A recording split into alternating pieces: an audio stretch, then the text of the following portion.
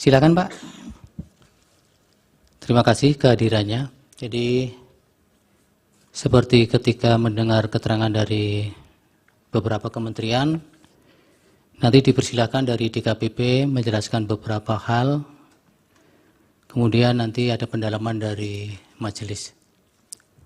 Untuk memandu pemberian keterangan dari DKPP, persidangan akan dipandu oleh Yang Mulia Prof. Saldi. Dipersilakan. Terima kasih Pak Ketua. Ini kalau Pak Ketua terus suaranya sudah habis, nanti bukanya lebih cepat nanti.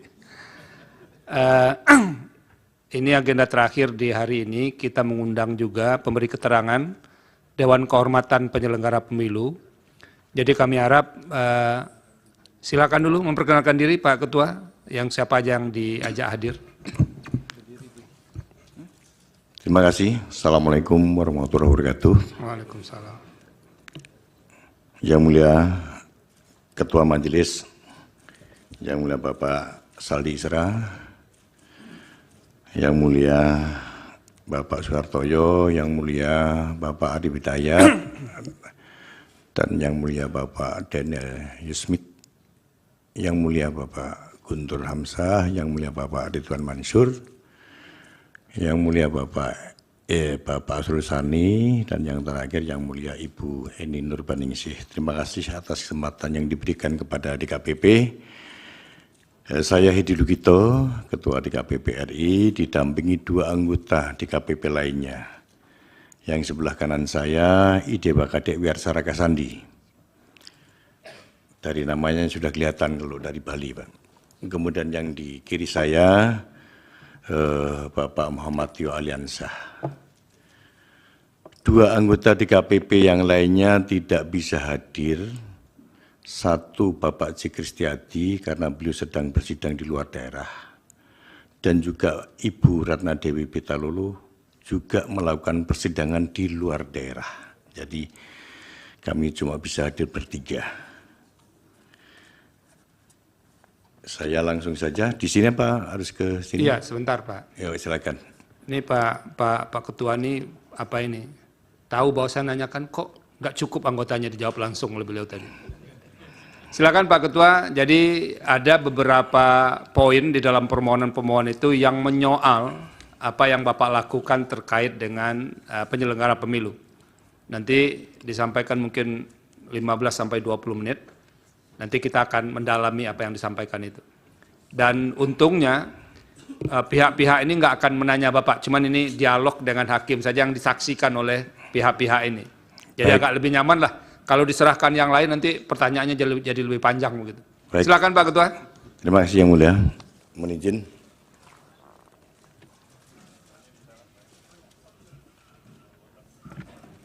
Assalamualaikum warahmatullahi wabarakatuh. Sekali lagi, Yang Mulia Ketua dan anggota Majelis Hakim Mahkamah Konstitusi Republik Indonesia. Kemudian yang saya hormati para pemohon, juga yang saya hormati para termohon. Sesuai dengan undangan, Assalamualaikum warahmatullahi wabarakatuh. Salam sejahtera buat kita semua. Om Swastiastu, salam kebajikan, namo buddhaya. Sesuai dengan undangan dari Mahkamah Konstitusi nomor 11 tanggal 2 April, DKPP diminta memberi keterangan sesuai dengan fungsi serta kewenangannya dalam hal yang berkaitan dengan perkara nomor 1 dan perkara nomor 2 PHPU. Dalam kesempatan ini, saya mohon izin untuk menyampaikan beberapa hal yang menyangkut kewenangan DKPP. Jadi DKPP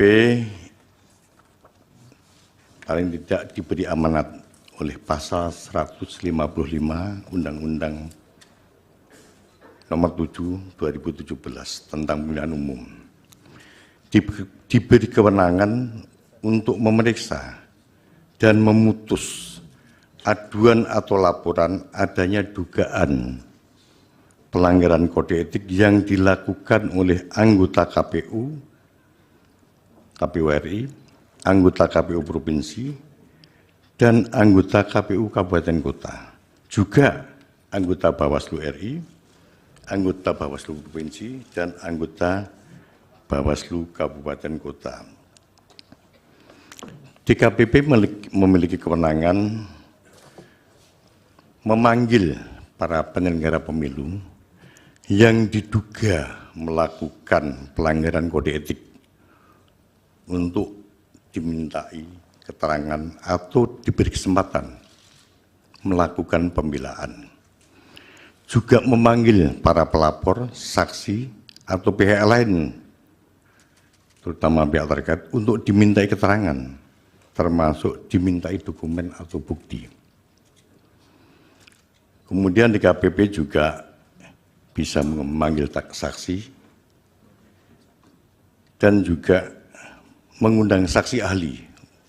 Semuanya dilakukan sebelum memberikan keterangan saksi, dilakukan disumpah.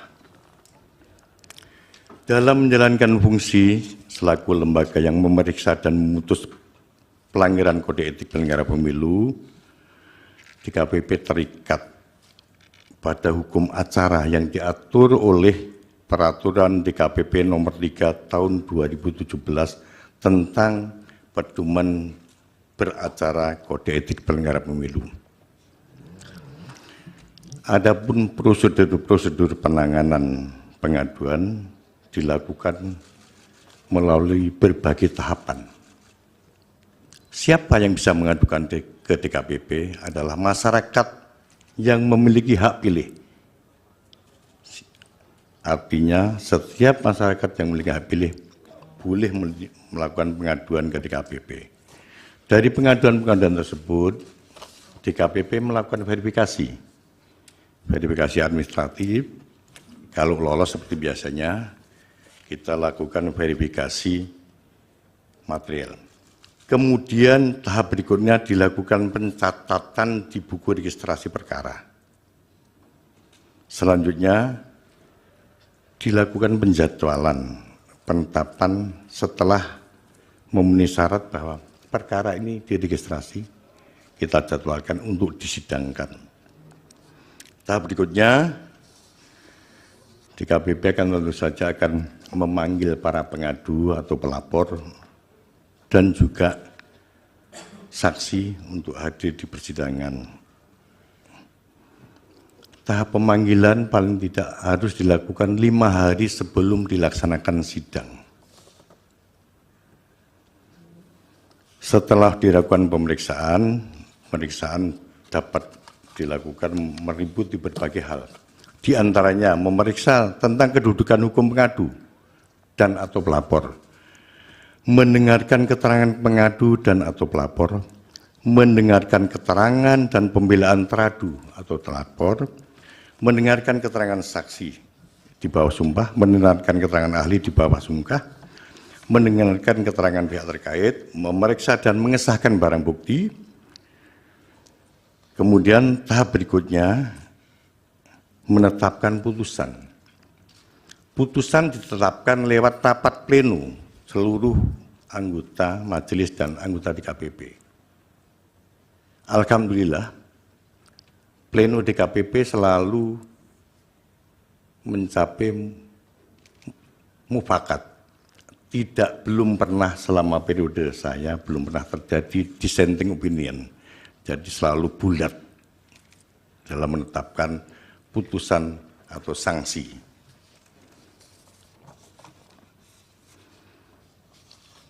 Bapak Ibu yang saya hormati, yang mulia Majelis Hakim Mahkamah Konstitusi, jadi berdasarkan data tahun 2023, DKPP sudah memeriksa sebanyak 322 aduan.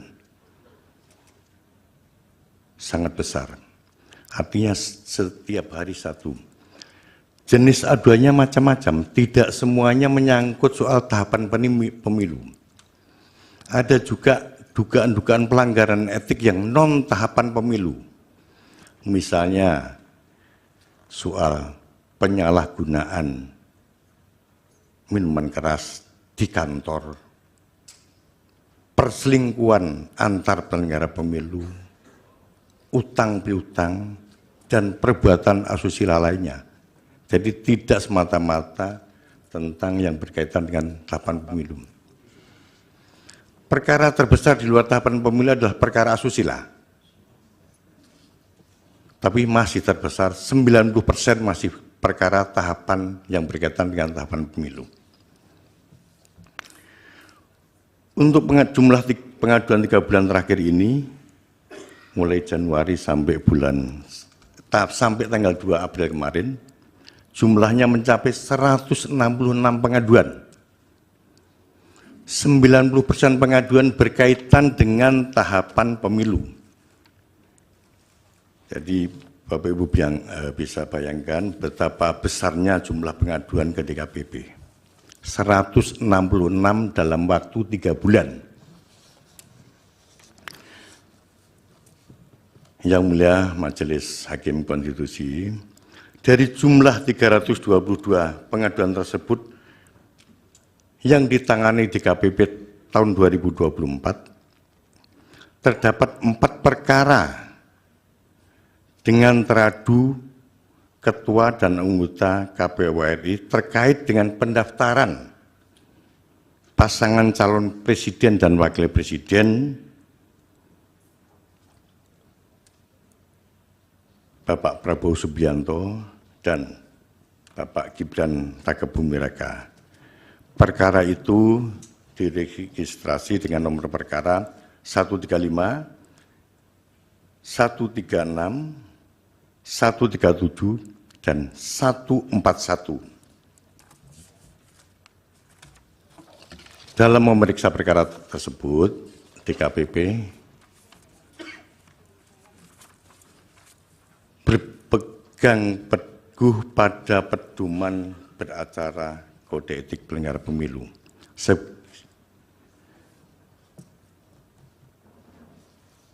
Semua tahapan sudah kita lalui. Pada akhirnya DKPP mengambil keputusan dan dibacakan terhadap 4 perkara tersebut. Putusan sudah dibacakan pada tanggal 5 Februari 2024, yaitu terkait putusan perkara nomor 135, 136, 137, dan 141. Adapun putusan DKPP itu dibacakan secara terbuka dan bisa disaksikan lewat channel YouTube. Yang Mulia Majelis Hakim Mahkamah Konstitusi, bersamaan ini sudah kami lampirkan putusan yang untuk perkara 135, 136, 137, dan 141 sudah kami serahkan kepada Yang Mulia Majelis Mahkamah Konstitusi. Mohon untuk dipelajari.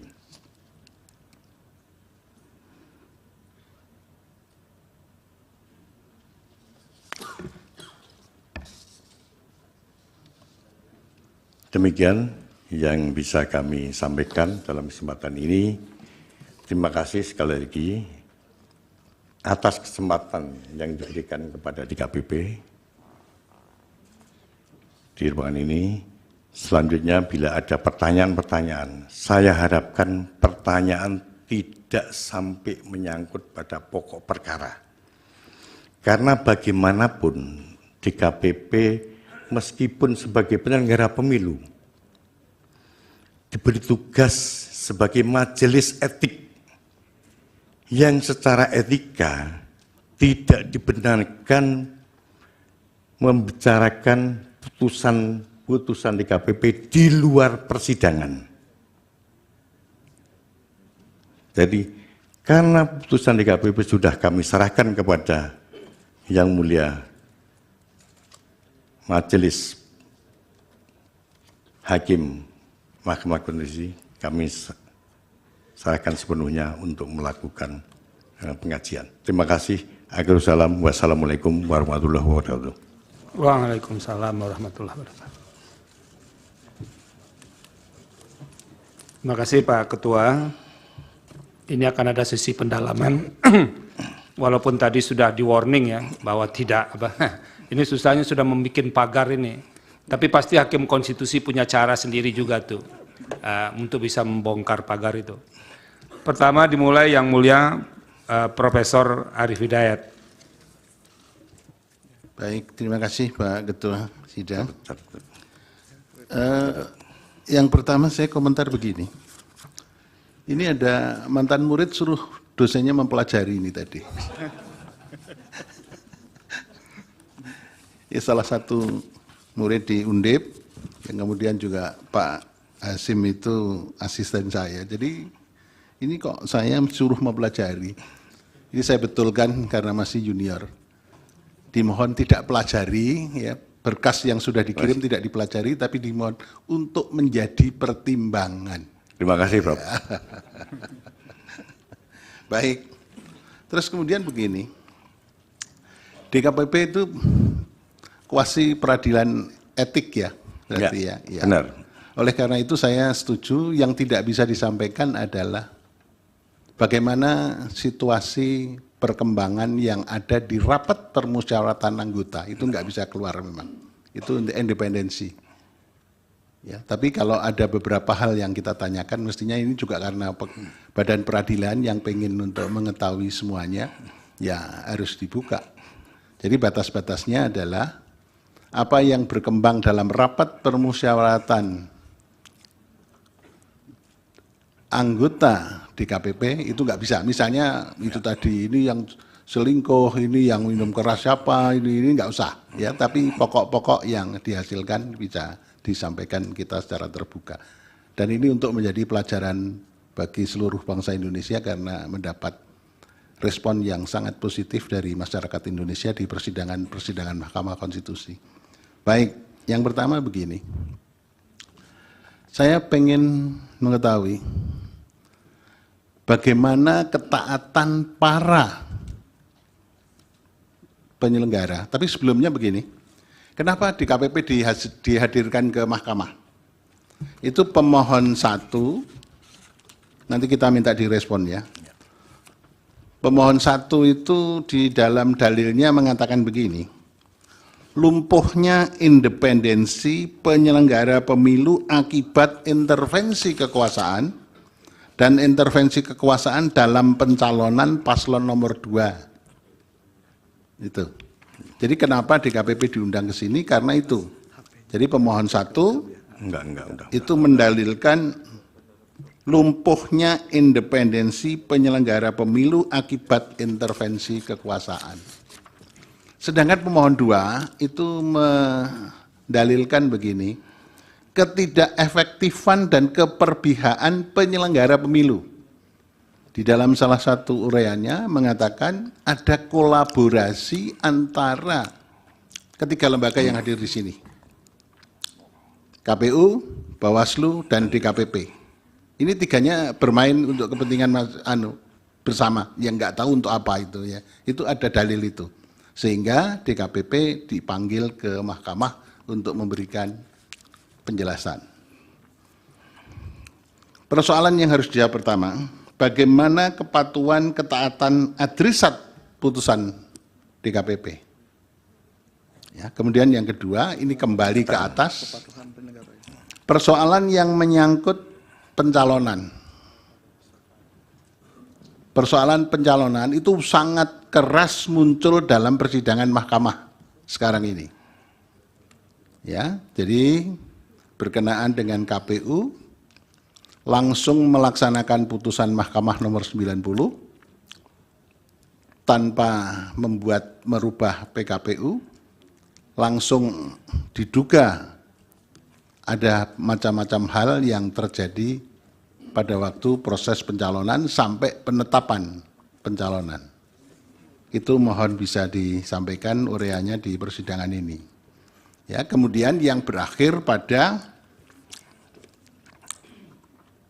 amarnya, kemarin itu juga muncul di persidangan ini, amarnya yang pertama, memberi sanksi kepada seluruh anggota KPU dengan teguran tertulis, ya, teguran keras, gitu. Teguran keras, peringatan keras terakhir, gitu ya. Nah ini terakhir ya, besok kalau ada pelanggaran lagi ya harus dibuang. Ya, jangan terus kerasnya keras terus, terakhir terus sampai enggak selesai itu ya kan itu. Nah itu ya. Jadi ada itu. Ini supaya bisa dijelaskan kepada kita. Kemudian pertanyaan berikutnya, apakah ada persoalan-persoalan yang serius pada waktu pelaksanaan atau pencoblosan yang dilaporkan kepada DKPP? Dan kalau ada, putusannya bagaimana? Dan menyangkut berapa orang, kemudian bagaimana ketaatan dan bagaimana perbaikan-perbaikan dalam rangka itu. Kemudian yang berikutnya, apakah ada persoalan-persoalan etika yang dilaporkan pada waktu penghitungan suara sampai ke rekapitulasi suara, baik di tingkat TPS, di tingkat PPK, sampai di tingkat kabupaten kota, provinsi, dan tingkat nasional. Itu ada enggak? Ada. Adanya belum kita. Ya. Sehingga kita semua bisa mencermati, karena memang ini adalah dalil dari para pemohon. Jadi mahkamah tidak mengada-ada, ingin membuka sesuatu yang tidak perlu, tapi mahkamah karena ini berkepentingan menjawab dalil-dalil dari permohonan. Tadi yang dua tadi, lemahnya atau tidak berfungsinya atau independensi dari lembaga penyelenggara pemilu itu kan tiga-tiganya, KPU, Bawaslu, dan DKPP penyelenggara pemilu. Ini supaya direspon dengan sebaik-baiknya. Terima kasih, saya kira itu dulu Prof. Saldi. Terima kasih. Yang mulia Prof. Arief, yang mulia Pak Daniel, silakan. Baik, terima kasih. Yang mulia Prof. Saldi. Terima kasih untuk keterangannya, Pak Ketua. Ini apa yang disampaikan Pak Ketua tadi sebenarnya itu nuansa percakapan kita juga. Apakah perlu DKPP dihadirkan atau tidak sebetulnya. Karena sidang hari ini tentu tidak bermaksud untuk menilai apa yang sudah dikerjakan oleh DKPP. Apalagi sampai membatalkan, udah pasti tidak. Tetapi memang ada dalil yang disampaikan, ada karena tidak independensi dari penyelenggara pemilu, yang kami pahami itu adalah KPU, Bawaslu, dan juga DKPP. Karena itu kami kemudian mengundang. Nah, saya satu saja sebetulnya, ini ada fakta persidangan. Ada putusan MK nomor 90, kemudian atas dasar itu KPU mengeluarkan surat edaran 1145 kalau tidak salah. Ini dari surat edaran ini dalam persidangan juga terungkap bahwa pada saat putusan MK, DPR itu masih reses. Ini dugaan saya paling tidak, surat edaran ini semacam terobosan hukum untuk merubah PKPU yang terkait dengan syarat calon presiden nomor 19 ya kalau tidak salah. Nah, pernah ada putusan MK tahun 2009, setelah putusan malamnya itu KPU merubah PKPU untuk menyesuaikan dengan putusan MK. Tapi dari dokumen yang kami coba telusuri, pada tahun 2009 itu PKPU belum diwajibkan dimuat dalam berita negara. Atau dengan kata lain, belum diundangkan. Dan putusan MK juga ada menyatakan bahwa setelah itu perubahan itu harus konsultasi kepada DPR. Nah, dari fakta hukum yang ada memang apakah ada, ya ini tidak harus menjawab dari DKPP ya, tetapi ini fakta persidangan. Mungkin kalau bisa memberikan keterangan untuk menjadi pertimbangan hakim dari seluruh proses yang ada. Itu saja, mungkin minta masukan informasi terkait hal itu. Terima kasih. Terima kasih Yang Mulia Pak Daniel. Yang Mulia Prof. Guntur? Cukup? Pak Ridwan, Yang Mulia Pak Ridwan, silakan. Baik, terima kasih Yang Mulia Pimpinan. Terima kasih kepada Pak Ketua DKPP dan juga tim yang sudah hadir. Saya karena sudah dikunci tadi, ada beberapa pertanyaan terpaksa tidak saya akan ajukan. Nah, namun demikian ada satu pertanyaan yang kira-kira mirip dengan apa yang disampaikan oleh Yang Mulia Prof. Arif. Iya, begini Pak Ketua dan juga tim, karena kan kita memang ada hal memang yang tidak mungkin diungkap, tetapi ada pertanggungjawaban publik, public accountability yang mengenai kegiatan lembaga, mengenai kinerja pejabat publik. Nah, saya kira mudah-mudahan ini tidak termasuk yang dipagari yang dimaksud oleh Pak Ketua tadi. Tentunya mahkamah ini, kita ini yang mahkamah yang mulia ini kan antara lain kita akan menilai, mempertimbangkan dari dalil dan semua yang ada disampaikan oleh para pihak di dalam persidangan ini. Nah, saya ingin menyampaikan bahwa berarti kita harus tidak bisa lepas dari apa yang ada di dalam persoalan yang terjadi untuk kita sidangkan dan kita putus tentunya. Persoalan tentang netralitas. Netralitas. Saya ingin tanggapan dari Bapak sebagai Ketua DKPP. Karena ada dalil pemohon kedua itu yang menyebutkan bahkan juga menganggap bahwa DKPP itu tidak netral, ya, karena melindungi termohon dengan cara tidak mengindahkan putusan DKPP itu sendiri. Kemudian merambah ke Bawaslu yang dianggap tidak responsif dan tidak progresif karena banyak sekali yang tidak diregister.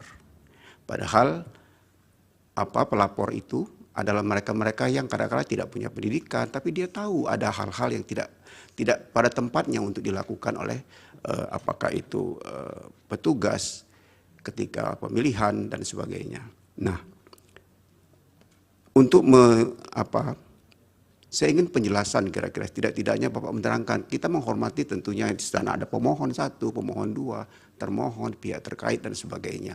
Mudah-mudahan bisa diterangkan kalau ada bagaimana, kalau tidak atau miss seperti apa, itu saya kira. Saya kira itu saja Pak Ketua. Terima kasih Yang Mulia Pimpinan. Terima kasih Yang Mulia Pak Ridwan. Berikut Yang Mulia Prof. Eni, silakan. Baik, terima kasih Pak Ketua.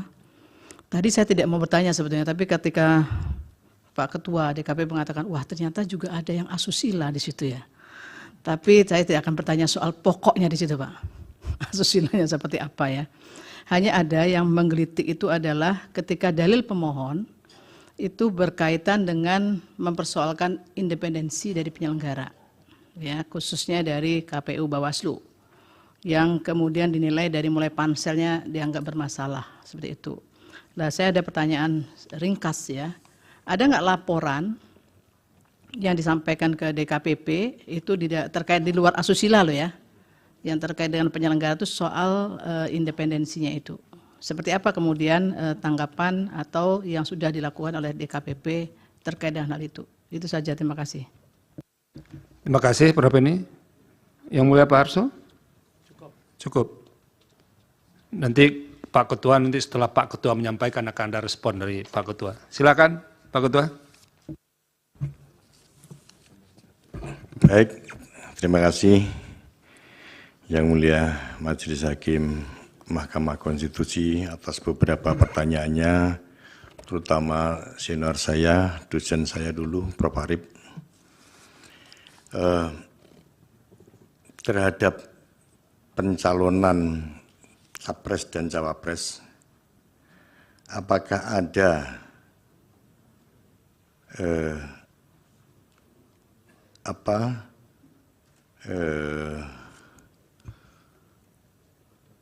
kepatuhan penyelenggara?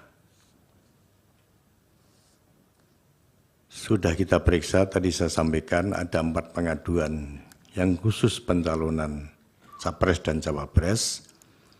DKPP sudah memberikan sanksi untuk Ketua KPU, Saudara Hasyim Asyari, peringatan keras terakhir, dan peringatan keras untuk anggota KPU yang lain. Mengapa dibedakan antara anggota KPU dan Ketua KPU? Karena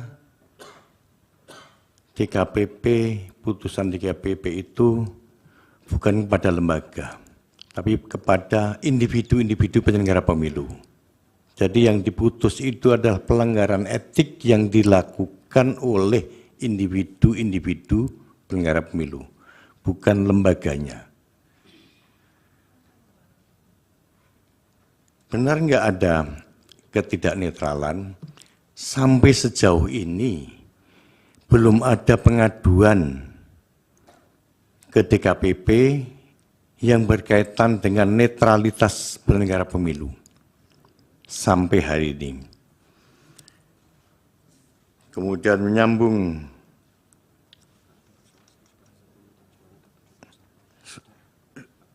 menyambung pertanyaan Prof. Daniel Yusmik, apakah ada pengaduan yang berkaitan dengan penghitungan suara?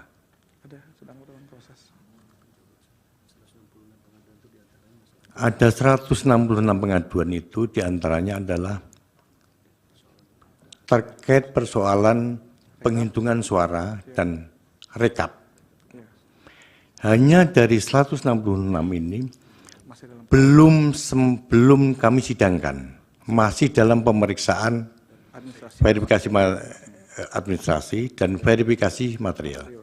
Jadi belum kami jadwalkan sidang. Dari 166 itu hampir 90% berkaitan dengan tahapan, yaitu soal penghitungan suara,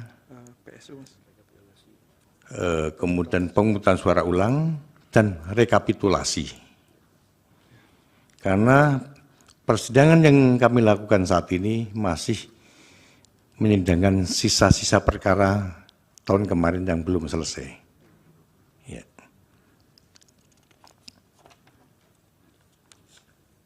Apakah ada persekongkolan di antara penyelenggara pemilu, dan bagaimana tingkat kepatuhan penyelenggara pemilu terhadap kode etik penyelenggara pemilu? Dan apakah putusan DKPP dilaksanakan secara konsisten? Jadi setiap kali DKPP memutus perkara selalu disertai penetapan bahwa selambat-lambatnya 7 hari sejak diputuskan harus dilaksanakan. Sekaligus memerintahkan Bawaslu untuk mengawasi jalannya putusan ini. Dan sejauh ini hampir semua putusan DKPP dilaksanakan. Mulai dari putusan yang sifatnya peringatan keras, bahkan pemberhentian. Karena sudah banyak anggota KPU dan Bawaslu, terutama di tingkat kabupaten kota, yang diberhentikan. Nanti datanya tolong disampaikan oleh Mas Tio, berapa banyak? Sudah banyak. Baik pemberhentian tetap maupun pemberhentian dari jabatan. Jadi tadi Prof. Harip nyinggungi, ini kok sudah peringatan keras berkali-kali kok tidak diberhentikan. Mohon izin yang mulia, jadi di KPP dalam memeriksa perkara itu fokus pada pelanggaran etik yang diadukan yang sedang kita periksa. Jadi berapa besar derajat pelanggaran etik perkara itulah kita lakukan hukuman atau putusan atau sanksi sesuai dengan derajat yang diadukan dan bukti-bukti yang terungkap di persidangan.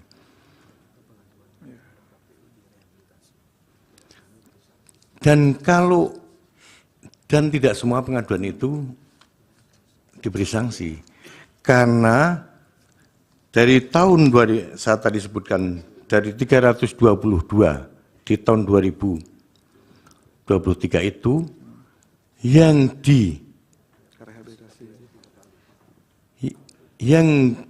beberapa kasus banyak yang direhabilitasi karena memang pengaduannya tidak terbukti. Jadi DKPP memang selama ini diharuskan merehabilitasi penyelenggara pemilu yang tidak terbukti. Saya mau ambil contoh kasus. Beberapa anggota KPU dan beberapa anggota Bawaslu itu selain pernah dijatuhi sanksi juga pernah direhabilitasi. Ada beberapa anggota KPU juga pernah menerima beberapa sanksi, tapi juga pernah direhabilitasi di kasus yang lain. Kira-kira gambarannya seperti itu. Karena banyak sekali diadukan. Seorang penyelenggara pemilu itu dalam setahun bisa diadukan bukan cuma sekali, bisa 5 sampai 10 kali, bahkan mungkin sampai 15 kali diadukan.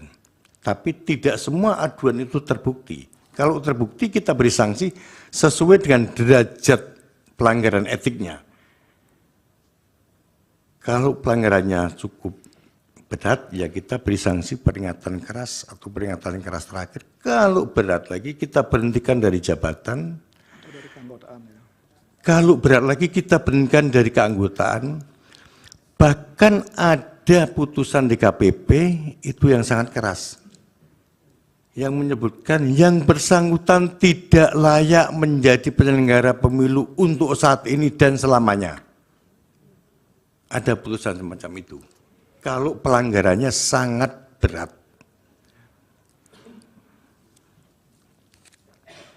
Jadi saya burungan, yang mulia, mohon maaf, saya burungan menjawabnya mulai dari Prof. Arief, kemudian Prof. Daniel Yusak, kemudian Prof. Ridwan Mansur. Ibu Eni Nurbaningsih yang saya hormati, apa tadi pertanyaannya? Independensi penyelenggara.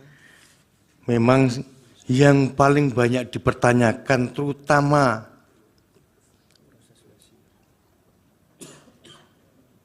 di saat ini adalah tentang independensi penyelenggara.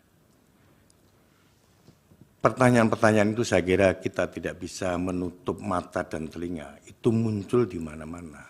Dan saya juga, DKPP juga mendengar itu. Tapi sekali lagi Ibu ingin saya sampaikan, belum ada pengaduan yang berkaitan dengan independensi. Belum ya, bukan berarti tidak ya, belum ada pengaduan yang berkaitan dengan independensi. Tapi yang berbau-bau ada pengaduan yang berkaitan dengan independensi. Belum ya, bukan berarti tidak ya, belum ada pengaduan yang berkaitan dengan independensi. Tapi yang berbau-bau tidak independen ada. Karena misalnya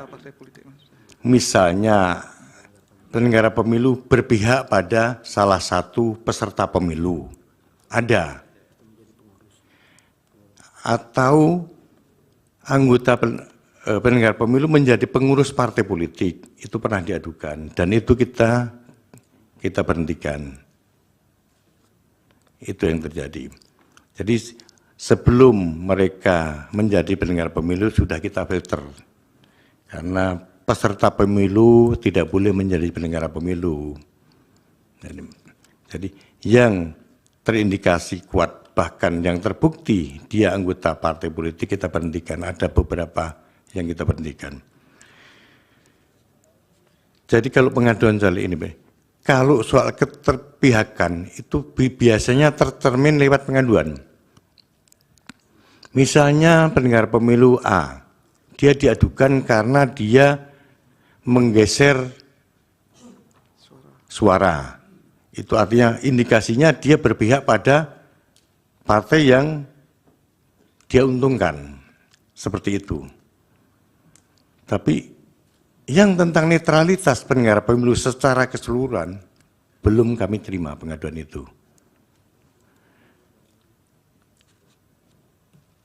Pak Dewa ingin menambahkan? Cukup. Pak Tio, cukup ya. Begitu yang mulia Majelis Hakim Konstitusi yang bisa saya sampaikan. Mohon maaf bila ada kekurangannya. Terima kasih.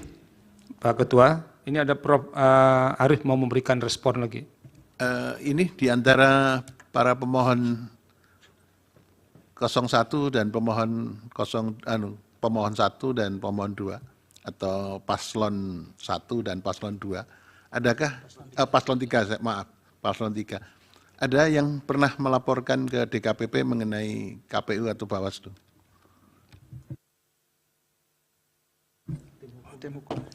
Tim hukumnya, tim hukum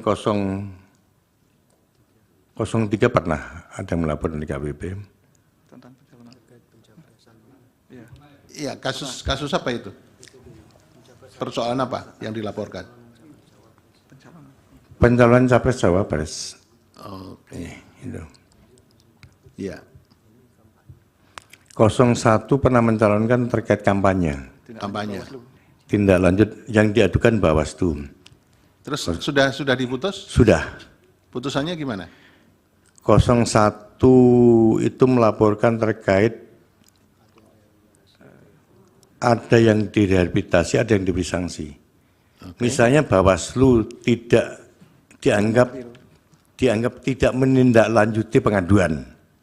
Itu misalnya dalam kasus kampanye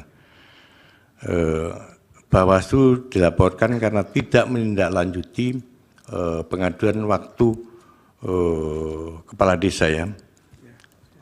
Kepala desa di Senayan. Itu dilaporkan di KPP. Dan kita tindak lanjuti, Bro. Kita tindak lanjuti, kita sidangkan dan kita sudah pleno tapi belum dibacakan putusannya. Yang mana?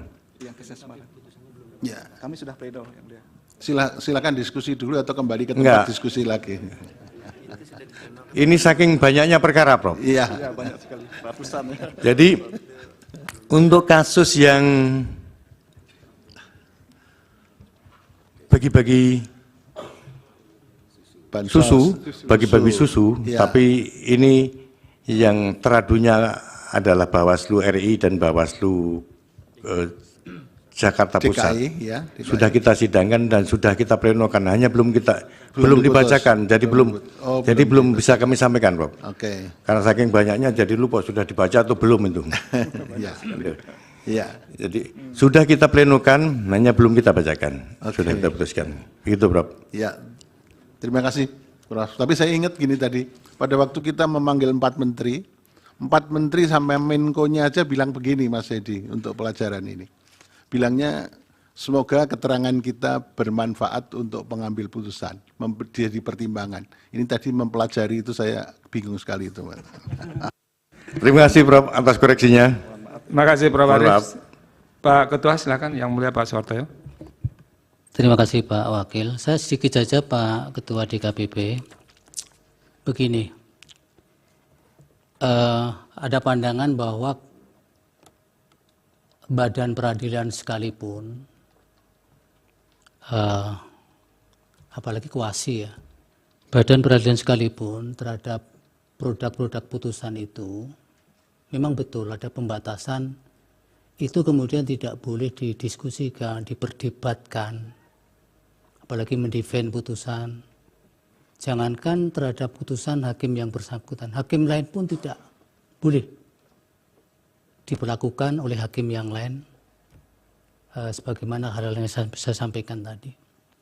Tapi nanti pada akhirnya terserah Bapak, kalau tidak mau menjawab, karena ini krusial perlu saya sampaikan di persidangan.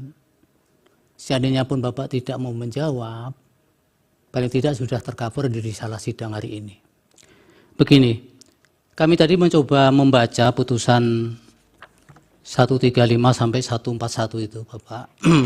Sebenarnya saya ingin mencari pertimbangan hukum, di mana sih pendapat DKPP berkaitan dengan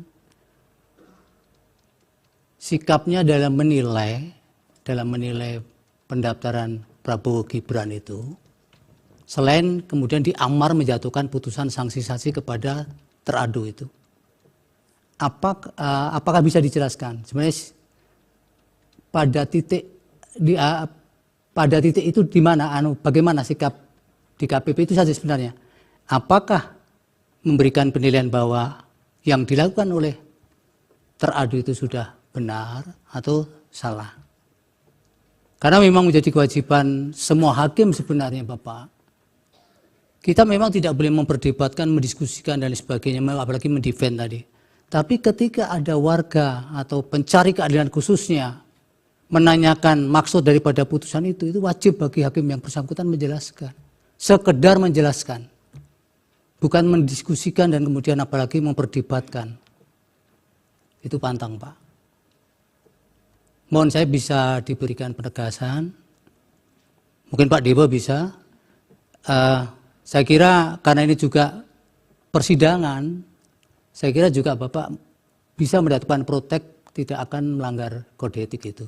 Karena yang membutuhkan adalah Mahkamah Konstitusi, sebuah badan peradilan juga. Silakan Pak. Silakan Pak Ketua. Terima kasih Prof. Suhartoyo. Yang diperiksa di KPP dalam perkara aduan itu adalah dugaan pelanggaran etik yang dilakukan oleh KPU.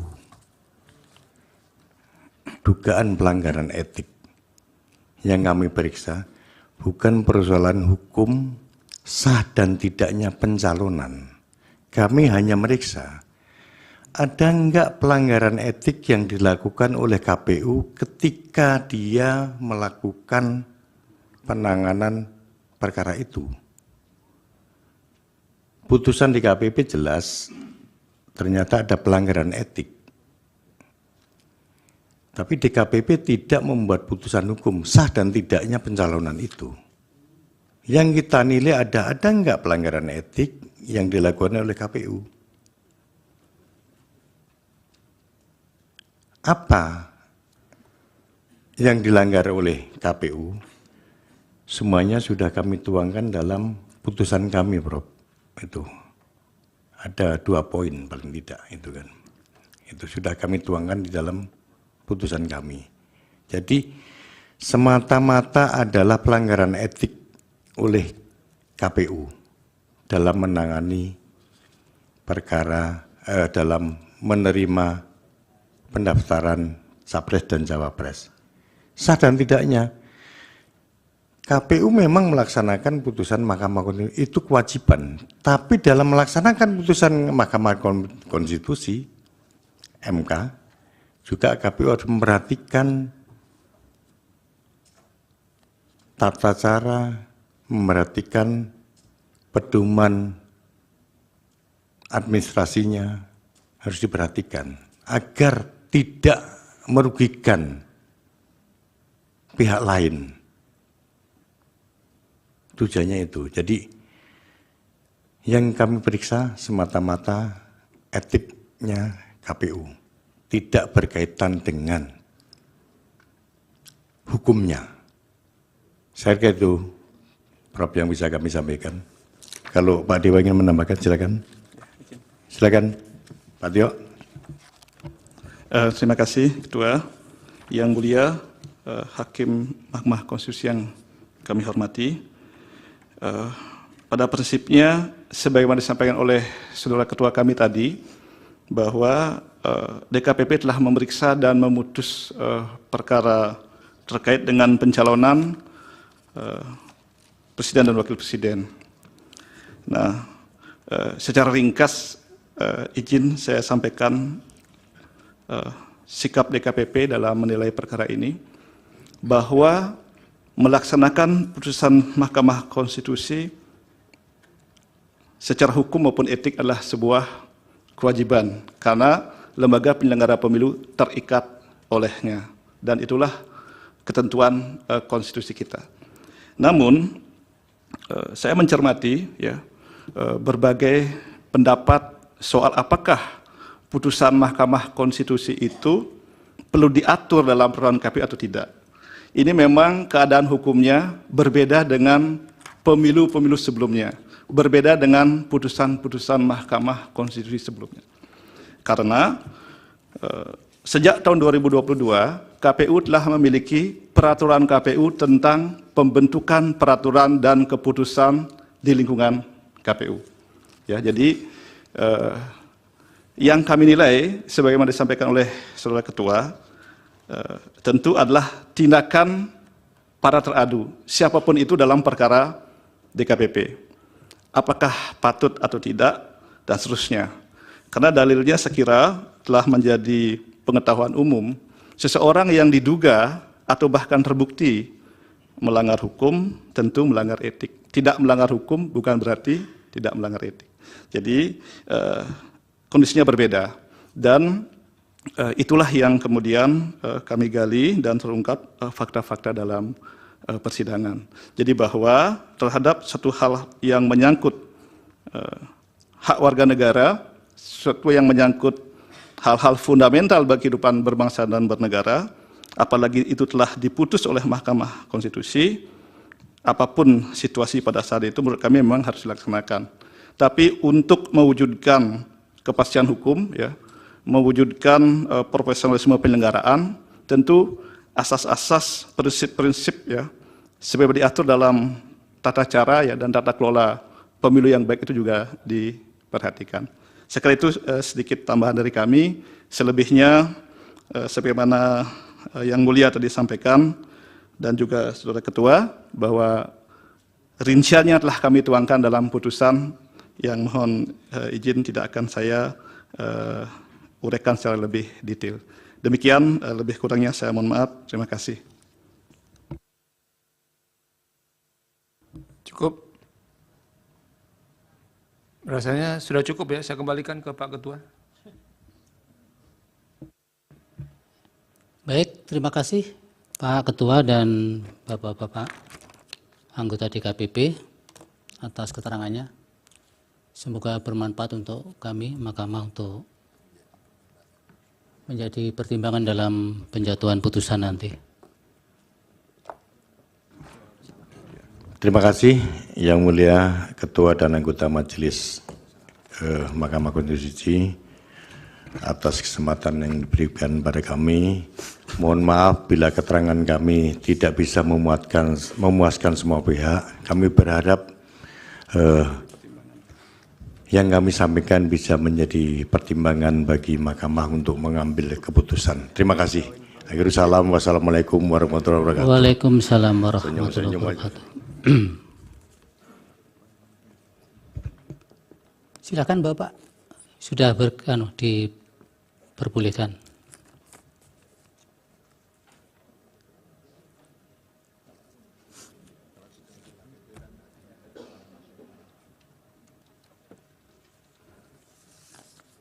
Baik, kepada pemohon 1, pemohon 2, dan termohon, pihak terkait dan Bawaslu, rangkaian persidangan sudah untuk hari ini sudah selesai. Mahkamah akan mengesahkan bukti yang diajukan oleh pihak-pihak dulu. Untuk perkara nomor 1, dari pemohon mengajukan bukti tambahan P310 sampai 312, betul? Benar Yang Mulia. Disahkan. Kemudian termohon T66 sampai T67, Pak. Betul? Betul Yang Mulia. Disahkan, Pak. Kemudian pihak terkait PT 50 sampai dengan PT 51. Betul, Bapak? Benar Yang Mulia. Kami sahkan. Kemudian dalam perkara 1 dan 2, Bawaslu mengajukan bukti tambahan PK1A, PK2A, PK3A, dan PK4A. Betul? Betul Yang Mulia. Baik, kami sahkan. Baik.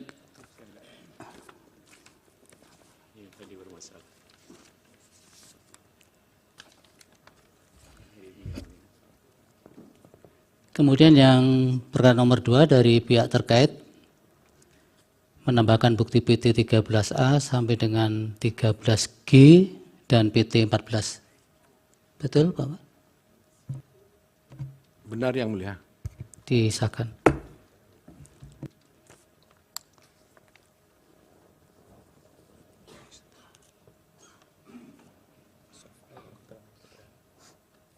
Kemudian untuk termohon perkara nomor 2 ya, bukti 66 sampai dengan bukti T70, kecuali bukti T68 karena tidak ditemukan leges dan tidak, oleh karena itu tidak diverifikasi ini. Siap Yang Mulia. Sedangkan bukti T69 harddisk berisi D tidak terdapat formulir untuk kejadian khususnya. Kami akan tambahkan Yang Mulia. Tambahkan ya, Ya, karena ini penting ini. Kemudian bukti T69 belum tercantum dalam DAB juga, daftar bukti, nanti diperbaiki juga daftar buktinya. Siap Yang Mulia. Tambahan Yang Mulia, mohon izin.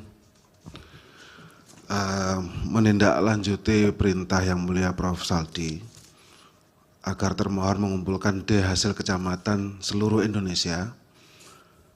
Kami termohon sudah berhasil mengumpulkan dalam bentuk soft file yang sudah ditata berdasarkan provinsi, kabupaten, dan kecamatan. Namun demikian, untuk hard file-nya Yang Mulia, kami baru mampu menyelesaikan 4 provinsi karena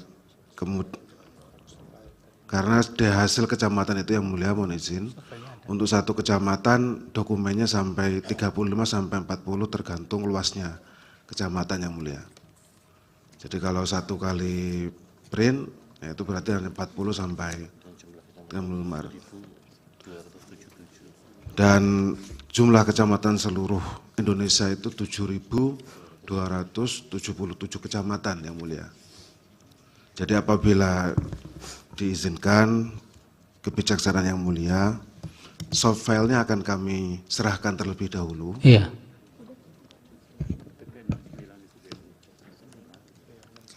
Yang T69 tadi Pak ya? Iya Yang Mulia. Iya. Ini juga menjadi perhatian untuk pemohon dan pihak terkait, termasuk Bawaslu.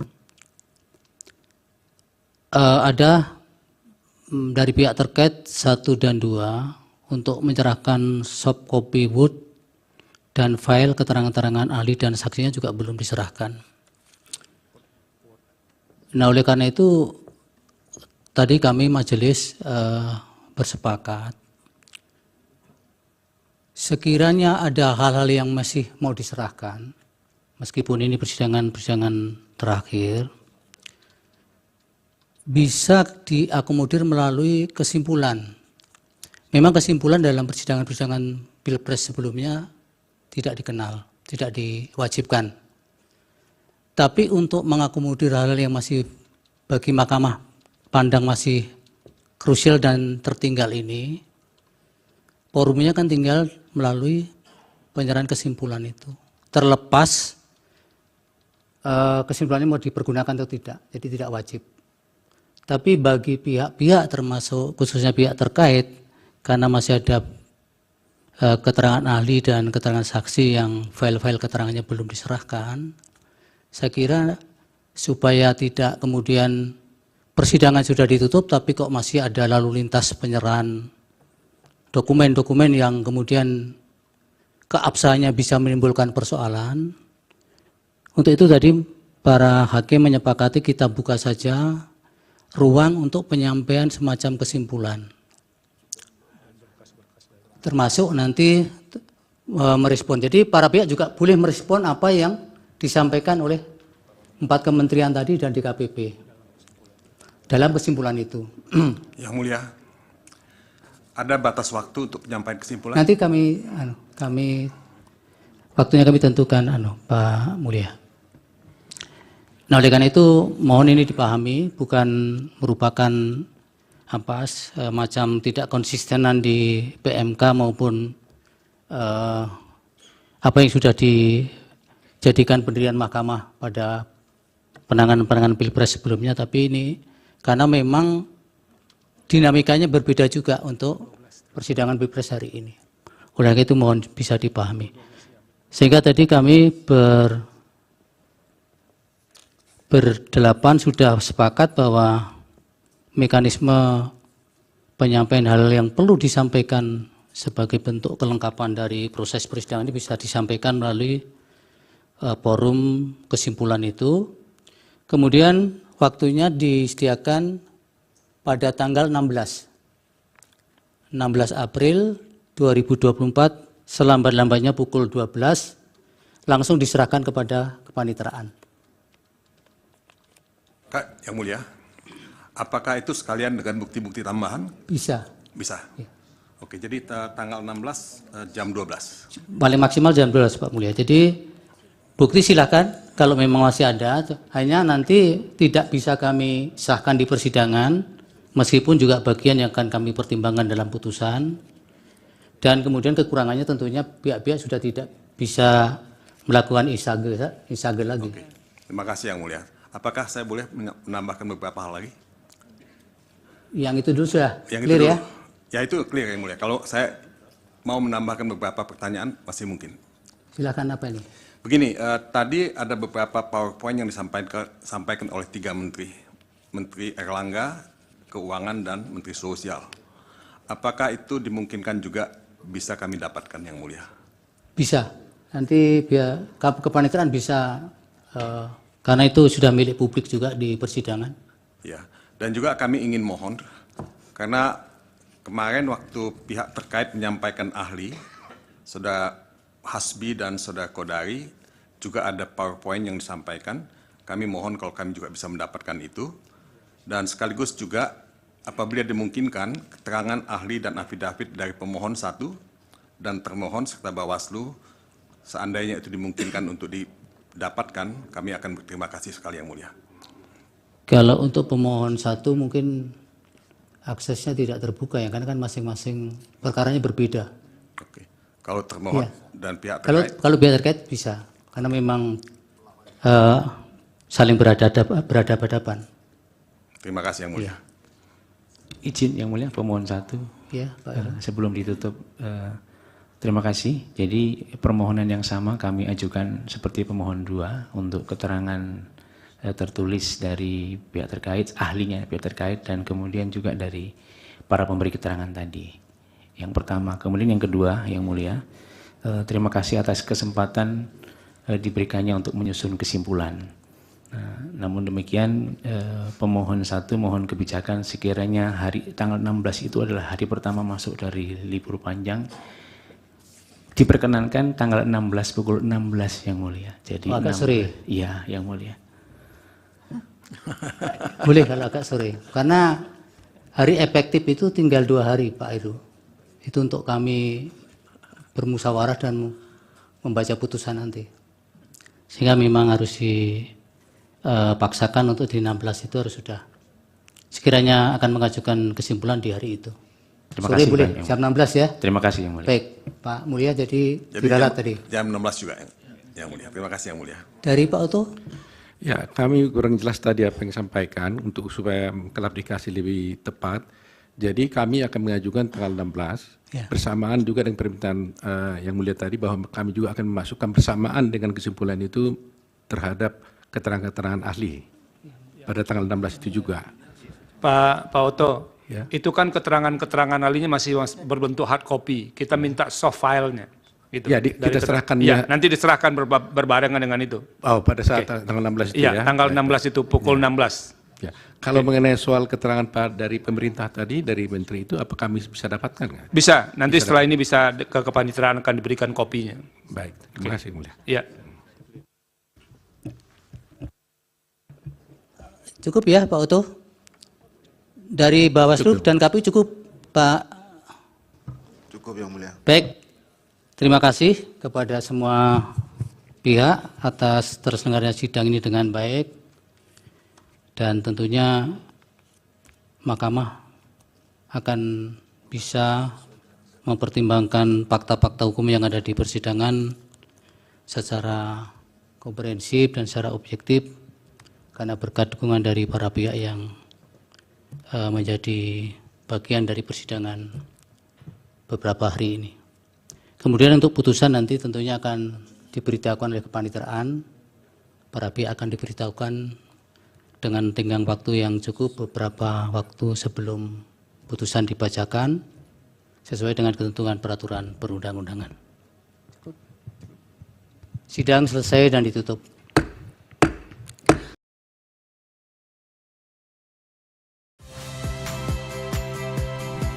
Saya Yasir Neneama. Saksikan program-program Kompas TV melalui siaran digital, pay TV, dan media streaming lainnya. Kompas TV, independen, terpercaya.